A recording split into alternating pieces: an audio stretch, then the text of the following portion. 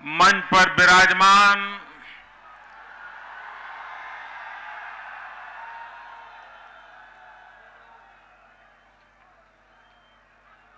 Bharatiya Janata party, जिनके नेतृत्व में दिल्ली में विजय श्री प्राप्त करने वाली हैं, वो किरण बेदी जी, पार्टी के प्रदेश अध्यक्ष श्रीमान सतीश उपाध्याय जी, यहां के हमारे सांसद डॉक्टर उदित राज जी, हमारे पूर्व विधायक श्रीमान जय भगवान जी, मंच पर विराजमान सभी वरिष्ठ महानुभाव और इस चुनाव में भारतीय जनता पार्टी के प्रत्याशी श्री नीलदमन खत्री जी, श्री राजेश यादव जी, श्री गुगन सिंह रंगा जी, श्री कुलवंत जी राणा, श्री विजेंद्र गुप्ता, सुरजीत कुमार, प्रभुदयाल जी, श्री अनिल झा, मास्टर आजाद सिंह, श्री नंदकिशोर जी गर्ग, श्रीमती रेखा गुप्ता, डॉक्टर महेंद्र नागपाल, रामकिशन जी, डॉक्टर एस.के. वत्स, डॉक्टर रजनी अब्बी, श्री गोपाल झा और विशाल संख्या में पधारे हुए दिल्ली के मेरे प्यारे भाइयों और बहनों,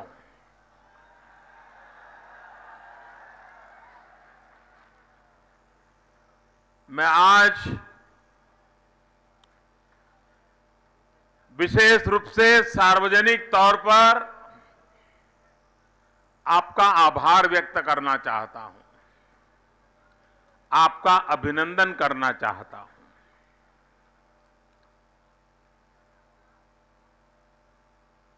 जब लोकसभा के चुनाव चल रहे थे, दिल्ली से बार बार आवाज उठती थी कि मोदी को गुजरात के बाहर कौन जानता है,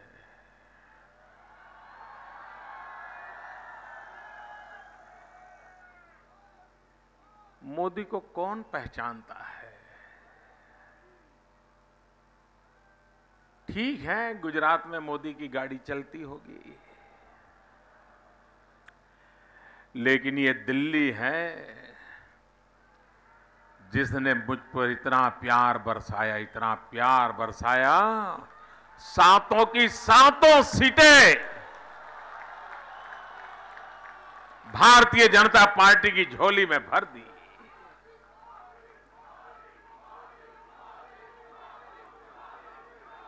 आपने मुझे अपना बना लिया।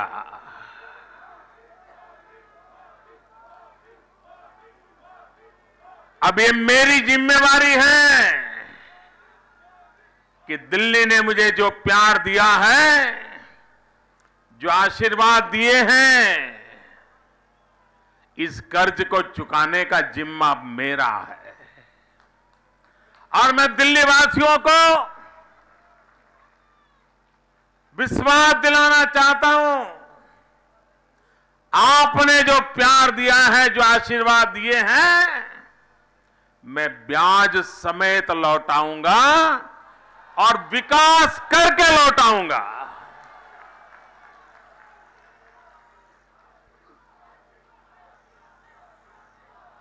मैं दिल्ली के विकास की बात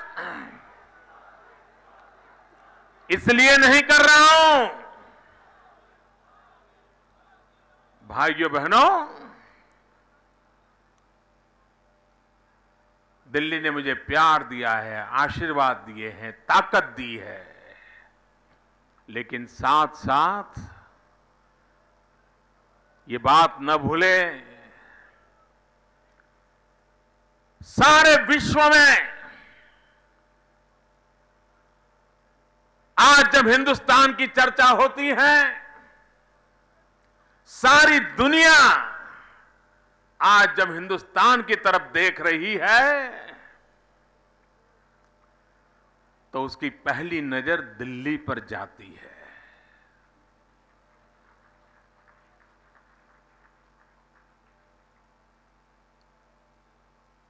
दिल्ली की पहचान से ही वो पूरे हिंदुस्तान का हिसाब किताब लगाता है। लेकिन मेरे भाइयों बहनों, दिल्ली जो को मिलना चाहिए,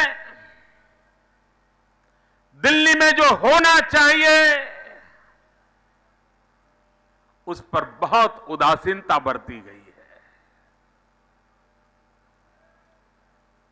दिल्ली को दुनिया के भिन्न भिन्न देशों की राजधानी के बराबरी का माहौल चाहिए, विकास चाहिए, अवसर चाहिए, बदलाव चाहिए। और इसलिए भाइयों बहनों, आज देश की जिम्मेवारी बनी है कि देश की राजधानी कैसी हो। और जब देश की राजधानी उसका खाका मैं खींचता हूं, जरा चित्र मेरे मन में बनाता हूं, तो मुझे लगता है कि ये जिम्मेवारी मुझे भी निभानी चाहिए।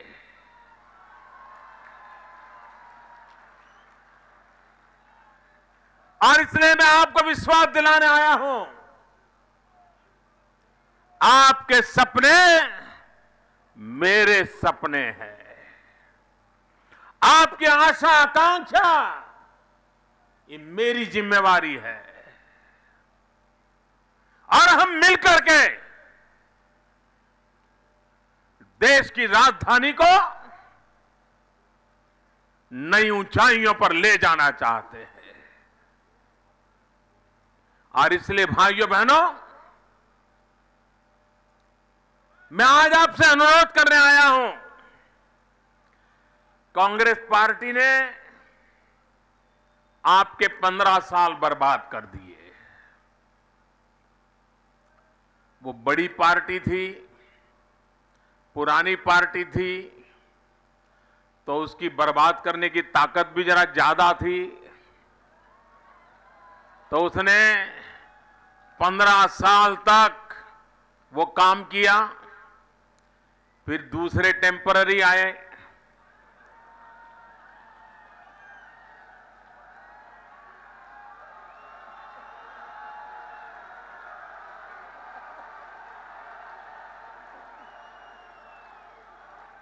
वे छोटे थे, नए थे, ताकत कम थी, तो 15 साल तो बर्बाद नहीं कर पाए, 1 साल आपका तबाह कर दिया इन लोगों ने। अब हमारी जिम्मेवारी है इन 16 साल की बर्बादी में से दिल्ली को बाहर निकालना, 16 साल की गलतियों को सुधारना और विश्व में गौरव के साथ सीना तान करके कह सके ऐसी देश की राजधानी बनाना, ये बहुत बड़ा भगीरथ काम, उस काम को करने के लिए हमने बिड़ा उठाया है।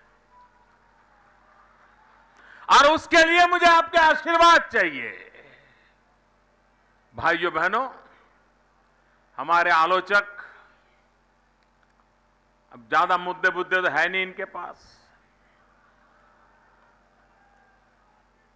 घिसी पीटी बातें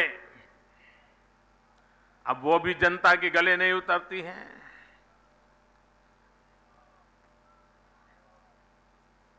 इस बार मां बेटे के चुनाव प्रचार का मीडिया वाले भी कोई खास ध्यान नहीं देते हैं।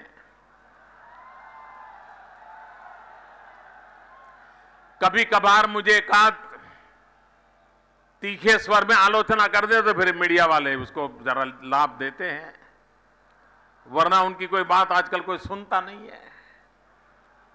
आपने कल्पना की, जब जनता का मिजाज रुठ जाता है तो लोग कहां से कहां पहुंच जाते हैं। न कोई देखने को तैयार नहीं, न कोई सुनने को तैयार है, और घिस पिट करके कहते हैं मोदी जी बताओ महंगाई का क्या हुआ। जरा मैं उनको पूछना चाहता हूं जो मोदी जी को सवाल पूछते हैं, जरा दिल्ली की जनता को बताइए कि जनवरी 2014 में गैस के सिलेंडर की कीमत क्या थी और जनवरी 2015 में गैस सिलेंडर की कीमत क्या है। भाइयों बहनों, एक साल पहले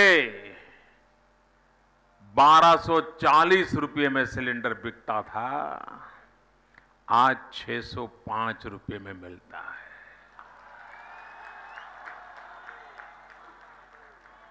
लेकिन झूठ फैलाना, और ये बहुत स्वाभाविक है, इस देश में एक ऐसा वर्ग है जिसको पिछले 60 साल से कुछ लोगों ने पाला पोस कर बड़ा किया है। उनकी रोजी रोटी चली गई है।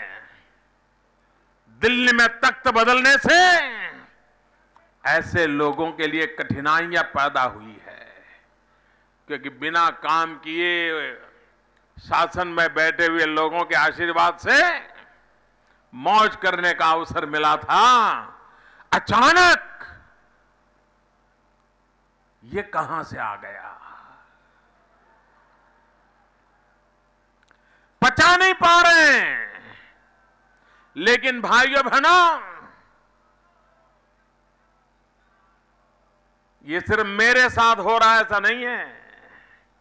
ये अपने आप को बड़ा बुद्धिमान मानने वाले, विद्वान मानने वाले, ऊपरी तबके की दुनिया के प्रतिनिधि मानने वाले लोगों के लिए मेरे जैसा इंसान उनकी आंखों में बहुत बड़ी परेशानी करता रहता है, उनको तकलीफ होती है। लेकिन ये सिर्फ मेरे साथ नहीं होता है। सरदार वल्लभ भाई पटेल के साथ क्या हुआ था? यही तबका था जिसने कभी सरदार पटेल को स्वीकार नहीं किया था। उनको कैसे नीचा दिखाना, उनके बारे तो विषय में हल्की फुल्की बातें करना, इसी में इनको मजा आता था। उसके बाद बारी आई लाल बहादुर शास्त्री की। कभी उनके कद की चर्चा करना, कभी उनके बोलचाल के ढंग की चर्चा करना। ये वही तबका है जिसको जब लाल बहादुर शास्त्री जिंदा थे उनके गले नहीं उतरते थे। फिर बारी मोरारजी भाई देसाई की आई। मोरारजी भाई की कोई, जबकि इस देश में मोरारजी भाई जब प्रधानमंत्री थे, अटल बिहारी वाजपेयी विदेश मंत्री थे, लाल कृष्ण आडवाणी जिस मंत्री परिषद में थे, उस समय महंगाई को रोकने में वो एक सरकार सफल हुई थी और दूसरी ये सरकार है जो सफल होती चली जा रही है। लेकिन मोरारजी भाई की एक ही पहचान बना दी गई थी, जब चाहो। ये अंग्रेजियत वाले लोग उनका एक ही परिचय करते थे, मैं बताना नहीं चाहता वो कौन सा परिचय करवाते थे। और इसलिए भाइयों बहनों, अगर मेरे साथ ऐसा होता है तो मुझे आश्चर्य नहीं होता है, क्योंकि जिन लोगों की रोजी रोटी खा करके पले बड़े हैं, जिनके आश्रय पर चले हैं, वे ऐसी किसी शख्सियत को स्वीकार नहीं कर सकते हैं। लेकिन मेरे प्यारे देशवासियों, मेरे दिल्ली के भाइयों बहनों, आपने इन सारी बातों को दरकिनार कर दिया था और मुझ पे भरोसा रखा था। और मैं आज विश्वास से कहता हूं भाइयों बहनों, आपके भरोसे को कभी टूटने नहीं दूंगा।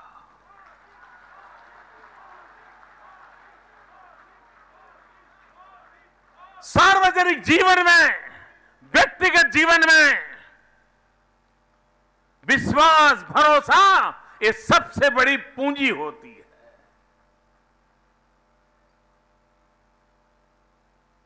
लेकिन वो लोग जिन्होंने जनता की पीठ पे छुरा भोंका, एक साल आपका बर्बाद कर दिया, और बातें करने में तो साहब आपने देखा होगा हम लोगों को तो कैसा पेंट किया गया था। हम तो डकैत लोग हैं, हम तो चोर लोग हैं, हम तो भ्रष्ट लोग हैं, कांग्रेस ज्यादा भ्रष्ट की बीजेपी ज्यादा भ्रष्ट, दोनों एक दूसरे की स्पर्धा कर रहे। ऐसे सब भाषण सुने थे ना आपने, न जाने क्या क्या उपदेश दिए गए थे।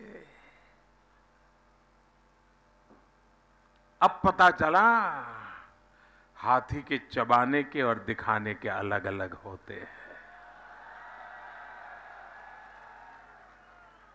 दूध का दूध और पानी का पानी हो गया।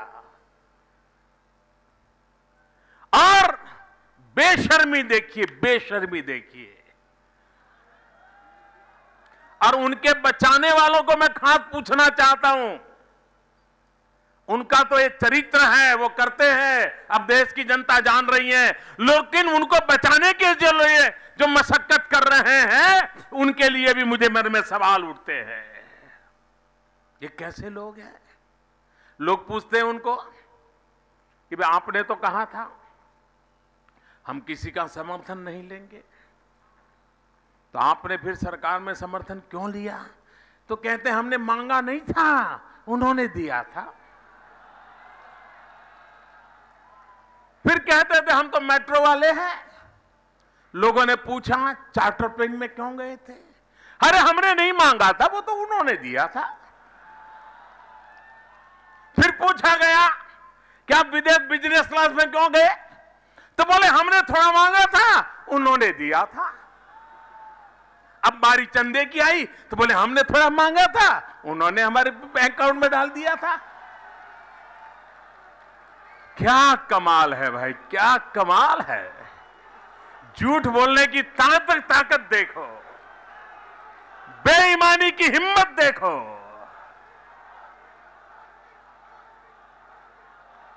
जो लोग स्विस बैंक में किसका अकाउंट है, उसके अकाउंट नंबर जेब में लेकर के घूमते थे, उन्हें यह मालूम नहीं कि उनके अकाउंट में किसके पैसे आते हैं। बोले हमें मालूम नहीं। भाइयों बहनों, हमारा देश गलतियों को माफ कर सकता है, लेकिन हमारा देश धोखेबाजी को कभी माफ नहीं करता है। आप याद कीजिए राजीव गांधी के ये हाल क्यों हुए? क्या कांग्रेस सरकारों पर भ्रष्टाचार के आरोप नहीं लगे थे? लगे थे। इंदिरा जी पर नहीं लगे थे? लगे थे। लेकिन राजीव गांधी को इस पर परेशानी क्यों हुई? राजीव गांधी को परेशानी ज्यादा इसलिए हुई कि उन्होंने अपने आप को मिस्टर क्लीन दुनिया के सामने प्रस्तुत किया था। और जब अपने आप को मिस्टर क्लीन कर करके दुनिया के सामने रखा था, और जब दुनिया ने देखा कि मिस्टर क्लीन नहीं है, फिर देश ने उनको माफ नहीं किया। और इसलिए जो अपने आप को बड़ा ईमानदार बताते थे, उनकी बेईमानी, जब आंखें खोल देने वाली बेईमानी। और भाइयों बहनों, काले धन की चर्चा तो बराबर हो रही है देश में। काले धन के प्रति बड़ी नफरत भी पैदा हुई है, लेकिन काली रात, आधी काली रात, घनघोर काली रात, और घनघोर काली रात में काले धन के काले कारनामे, ये तो देश में पहली बार पता चला है।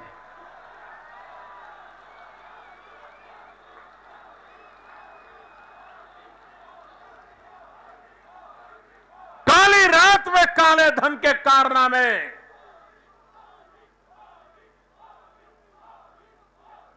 भाइयों बहनों, ये देश बदल चुका है।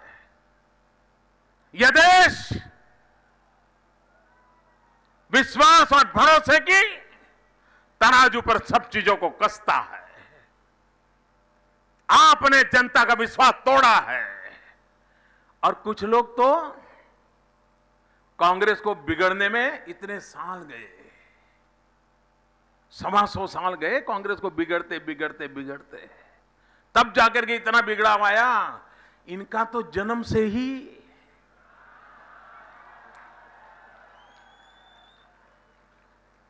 आप कल्पना कर सकते हैं भाई, क्या ऐसे लोगों के हाथ में दिल्ली का भविष्य सुपुर्द किया जा सकता है? क्या झूठ और बेईमानी के भरोसे दिल्ली चल सकता है? भाइयों बहनों, चतुराई लंबे दिन तक नहीं चलती है। बाप छत पे जाकर के चीखता है, चिल्लाता है, उससे कोई बच नहीं सकता है। और सार्वजनिक जीवन, हर पल अग्नि परीक्षा देनी पड़ती है। हम लोग हर बार अग्नि परीक्षाएं देते देते यहां पहुंचे हैं, जनता का विश्वास जीत करके पहुंचे हैं।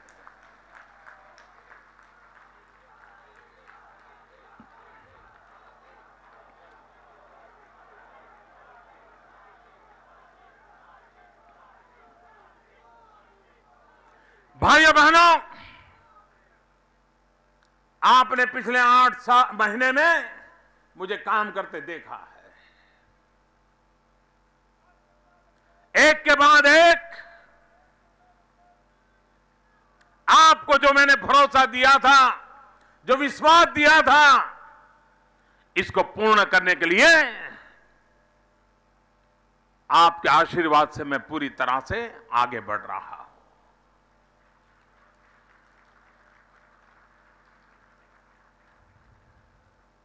कुछ लोग हम पर इस बात की आलोचना करते हैं कि आप ऑर्डिनेंस क्यों लाए। हमारे कांग्रेस के वाले दिन रात चिल्लाते हैं, ऑर्डिनेंस क्यों लाए, ऑर्डिनेंस क्यों लाए। हम ऑर्डिनेंस क्या लाए भाई? ई रिक्शा वालों को कानूनी सुरक्षा मिले। मुझे बताइए, ये ई रिक्शा वालों की मदद करना ये गुनाह है क्या? ई रिक्शा वालों का भला करना गुनाह है क्या? अगर ई रिक्शा वालों की मदद करने के लिए हमें ऑर्डिनेंस लाना पड़ा तो लाना चाहिए कि नहीं लाना चाहिए? आखिर सरकार किसके लिए है? सरकार गरीबों के लिए है, सरकार रोजमर्रा की जिंदगी गुजारने वाले लोगों के लिए है। और इसलिए हम लाए हैं, जिनको इसके कारण तकलीफ होती है वो ई रिक्शा वाले लिख करके रखो, ये ऑर्डिनेंस के विरोध करने वाले लोग आपके विरोधी है। वे चाहते नहीं कि आपका भला हो। और इसलिए भाइयों बहनों, मैं आज आपके पास आया हूं। आप मुझे बताइए, दिल्ली के आसपास गांव है, क्या इस गांव के लोगों को रास्ते नहीं चाहिए क्या? गांव के लोगों को अच्छे रास्ते चाहिए कि नहीं चाहिए? गांव के लोगों को अच्छे अस्पताल चाहिए कि नहीं चाहिए? गांव के लोगों को अच्छी स्कूल चाहिए कि नहीं चाहिए? गांव के लोगों को मेट्रो की सुविधा मिलनी चाहिए कि नहीं मिलनी चाहिए? गांव के लोगों को पीने का शुद्ध पानी के इंफ्रास्ट्रक्चर चाहिए कि नहीं चाहिए? गांव के नौजवानों को रोजगार के लिए वहां पर कारखाने खुलने चाहिए कि नहीं खुलने चाहिए? गांव के गरीब को रहने के लिए अफोर्डेबल हाउस बनना चाहिए कि नहीं बनना चाहिए? गरीबों की भलाई के लिए मकान बनना चाहिए कि नहीं बनना चाहिए? लेकिन अगर जमीन ही नहीं होगी तो कहां से बनाओगे? गरीब को मकान कहां से दोगे? गांव के बच्चों को स्कूल जाना है, रास्ता कहां से बनाओगे? भाइयों बहनों, हमने काम किया है और मैं मेरे गांव के किसान भाइयों को कहना चाहता हूं, आपकी भलाई के लिए जितना होगा उसी काम के लिए जमीन का उपयोग होने वाला है। किसी धनपतियों के लिए जमीन का उपयोग होने वाला नहीं है।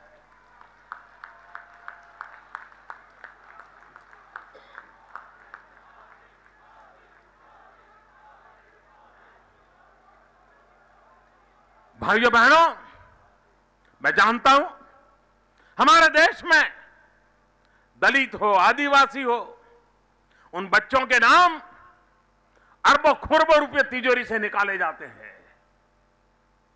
लेकिन पता नहीं रहता है कि वो बच्चा कौन है, कहां पढ़ता है, पैसे कहां गए। भोला भाला जंगलों में रहने वाला मेरा आदिवासी, पीड़ित शोषित मेरा दलित भाई, उनको हक के पैसे भी पहुंचते नहीं है।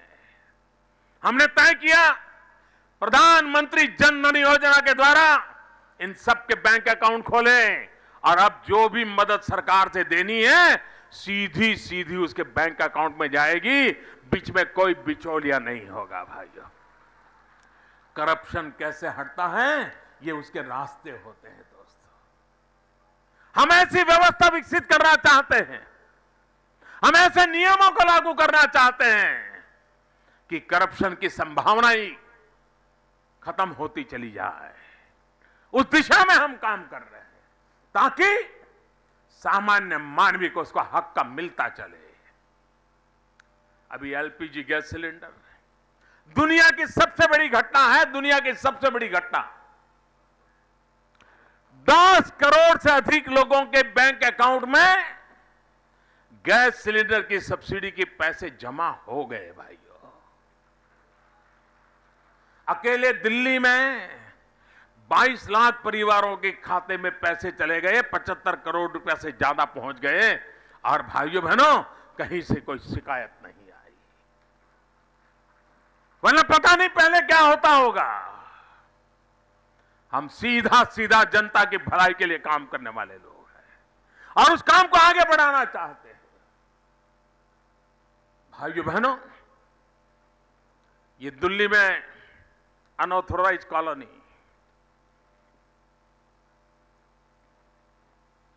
क्या उनको जीने का हक है कि नहीं है? क्या सम्मान से जीने का हक है कि नहीं है? उनको पीने का शुद्ध पानी मिलना चाहिए कि नहीं मिलना चाहिए? उनके बच्चों के लिए अच्छी स्कूल होनी चाहिए कि नहीं होनी चाहिए? उनके बूढ़े मां बाप के लिए दवाई की व्यवस्था होनी चाहिए कि नहीं होनी चाहिए? भाइयों बहनों, हमने निर्णय किया है। हमने एक तो निर्णय कर लिया अनऑथोराइज्ड कॉलोनी को ऑथोराइज्ड बनाने का। कितने सालों से लटका हुआ था मामला, और यह लटकाया जा रहा था क्योंकि चुनाव में भुनाया जाए, हर चुनाव में उसकी बातें की जाए और वोट बटोरे जाए।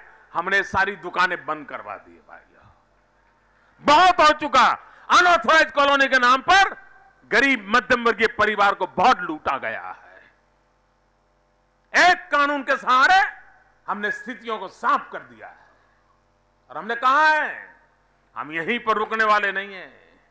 हम उनको अच्छी जिंदगी जीने के लिए जो इंफ्रास्ट्रक्चर चाहिए, जो व्यवस्थाएं चाहिए, जो सरकार की जिम्मेवारी है, वो सारी मुहैया कराई जाएगी और समय सीमा में मुहैया कराई जाएगी। यहां 2-2, 3-3 पीढ़ी से कई लोग झुग्गी झोपड़ी में गुजारा करते हैं, मेहनत करते हैं, 2 टाइम पेट भरते हैं, पक्का मकान हो, उनकी भी तो आशा है। हर गरीब परिवार कौन हो, उसके दो सपने अवश्य होते हैं। एक, बच्चों को अच्छी शिक्षा मिले, और दूसरा, अपना खुद का एक घर हो, छोटा सा क्यों ना, लेकिन खुद का घर हो। हर कोई चाहता है कि नहीं चाहता है भाइयों? आजादी के इतने सालों के बाद कम से कम छत मिले, ये अपेक्षा है कि नहीं है? हमने ठान ली है भाइयों, मैंने कठिन काम करना ही मेरा स्वभाव है भाइयों, और इसलिए हमने ठान ली है 2022 जब भारत की आजादी के 75 साल होंगे, उस समय हिंदुस्तान में हर गरीब को उसका अपना घर मिलना चाहिए। जहां झुग्गी है, जहां झोपड़ी है, वहीं पर इमारत बनाई जाए और वहीं पर उसको दिया जाए, ताकि वो रोजी रोटी कमाने के लिए वहीं जाता है, ताकि उसकी रोजी रोटी खत्म ना हो जाए। हम ये नहीं चाहते कि झुग्गी झोपड़ी यहां है और 15 किलोमीटर दूर कहीं फेंक दो, नहीं। जहां वो रोजी रोटी कमाता है, जहां उसकी जोग की झोपड़ी है, दो पीढ़ी से रह रहा है, वहीं पर इमारत बनाई जाएगी, वहीं पर उसको पक्का मकान दिया जाएगा। और भाइयों बहनों, ये सब संभव है, सब संभव है। हम बिजली के क्षेत्र में क्रांति करना चाहते हैं। दिल्ली की पहचान क्या है? ये जनरेटर कैपिटल है। जहां भी देखो जनरेटर चलते हैं। गर्मियों के दिनों में तो आप देखिए हर जगह पे जनरेटर, और शाम पड़ते आंखें जलने लग जाती है वायु प्रदूषण के कारण। हमें इस जनरेटर कैपिटल को पावर जनरेशन कैपिटल बनाना है।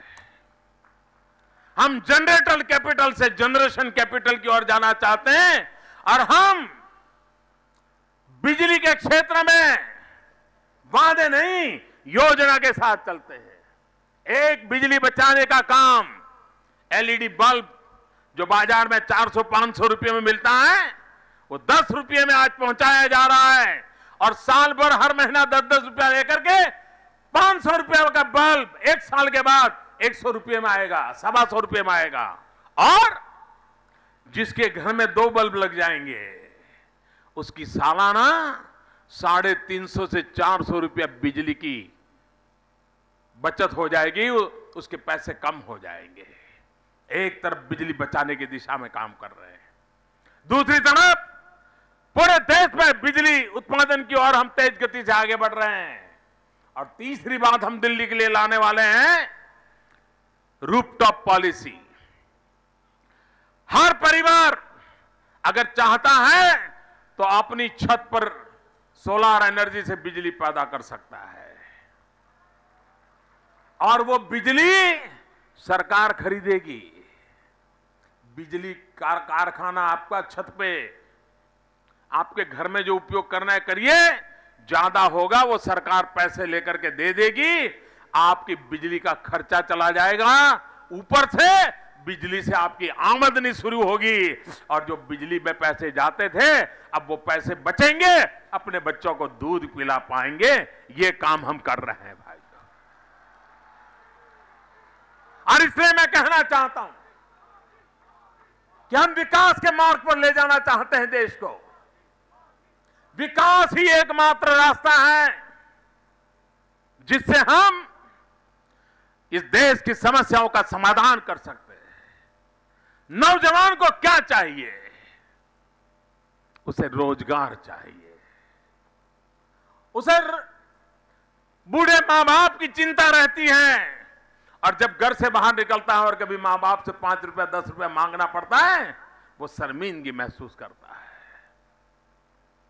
अगर उस नौजवान को उचित अवसर मिले, रोजगार के अवसर मिले, हिंदुस्तान का नौजवान अपने पसीने से अपने भाग्य को बदलने की ताकत रखता है, उसे सिर्फ अवसर चाहिए भाई। हम मेक इन इंडिया अभियान चला रहे हैं। क्यों चला रहे हैं? मेक इन इंडिया अभियान इसलिए चला है, विदेशों से पूंजी आए, कारखाने लगे, मेरे नौजवान को रोजगार मिले, भारत में मैन्युफैक्चरिंग बढ़े, भारत की आवश्यकताओं की पूर्ति भारत में हो, विश्व की आवश्यकताओं में हम भी कुछ कंट्रीब्यूट करें, उस दिशा में भी आगे बढ़े, यह सोच करके हम काम कर रहे हैं। भाइयों बहनों, हमें गांव की भी चिंता है, गरीब की भी चिंता है। और कुछ लोग मेहरबानी करके मुझे गरीबी के पाठ न पढ़ाए। मेहरबानी करके गरीबी की ड्रामेबाजी करने वालों से बचिए। गरीबी क्या होती है वो हमने जन्म से देखी है दोस्तों। गरीबाई में कैसे जीना पड़ता है ये मुझे बाहर कहीं जाकर के सीखने की जरूरत नहीं है। और इसलिए परमात्मा ने जो मुझे अवसर दिया है वो अवसर मेरे लिए गरीबों की सेवा करने का अवसर है, गरीबों का कल्याण करने का अवसर है, गरीबों की भलाई के लिए ये जिंदगी खपाने का अवसर है। और इसलिए मेरे भाइयों बहनों, मैं दिल्ली वासियों से आग्रह करने आया हूं कि आइए एक स्थिर मजबूत सरकार बनाइए। भारतीय जनता पार्टी की बहन किरण बेदी के नेतृत्व में एक मजबूत सरकार बनाइए। और मैं तो आपके पास हुई ही हूं। कितनी सुविधा हो जाएगी। दिल्ली में मजबूत सरकार बनेगी, अच्छी सरकार बनेगी, तो मेरे पास जो समय बचेगा वो देशवासियों के भी ज्यादा काम आएगा। लेकिन यहां कोई गड़बड़ हो गई तो मेरी डबल ताकत यहीं खप जाएगी। और इसलिए भाइयों बहनों, समय हमारे पास जो मिला है उसका उपयोग दिल्ली का भविष्य बदलने के लिए करना चाहिए, दिल्ली के जीवन में बदलाव लाने के लिए करना चाहिए, आधुनिक व्यवस्थाओं से सज्ज दिल्ली को बनाना चाहिए, विश्व की सभी राजधानियों के तुलना में ऊंचा उठ करके दिखाई दे ऐसा दिल्ली बनाना चाहिए। और इसलिए मैं आपसे आग्रह करने आया हूं कि भारतीय जनता पार्टी को विजयी बनाइए।